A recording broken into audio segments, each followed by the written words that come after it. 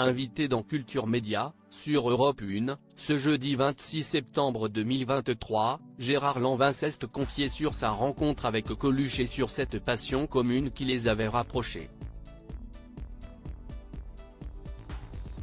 Une passion qui rapproche. Ce jeudi matin, 26 septembre 2023, Gérard Lanvin était reçu dans Culture Média, sur Europe 1, aux côtés de son fils Manu.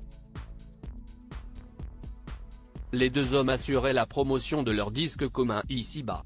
Un album sur lequel l'artiste de 73 ans interprète ses propres textes. L'occasion également pour le célèbre acteur du Fils préféré ou encore du Goût des autres, pour lesquels il a été récompensé au César, de revenir sur sa carrière et ses nombreux succès. Interrogé par Thomas Hill, il évoque notamment sa rencontre avec Coluche, qui a justement révélé son envie de jouer la comédie. Les drôles de confidences de Gérard Lanvin sur sa rencontre avec Coluche.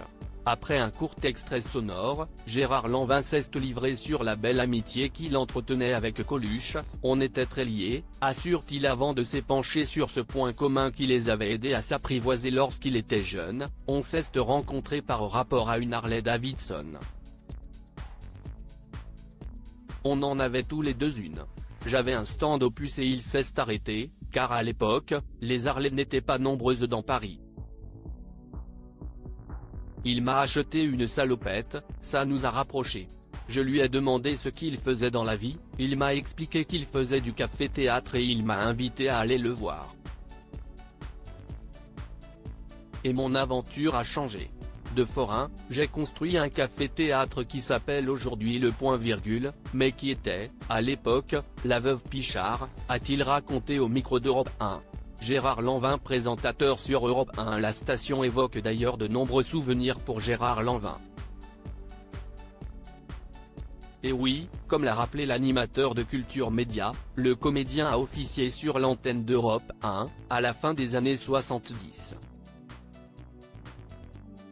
Une expérience radiophonique qu'il doit également à sa rencontre avec Coluche. En effet, quelques années avant son célèbre appel pour les Restos du Cœur, l'humoriste avait déjà animé une émission intitulée On n'est pas là pour se faire engueuler. Un programme qu'il avait justement co-présenté avec Robert Willard et un certain Gérard Lanvin.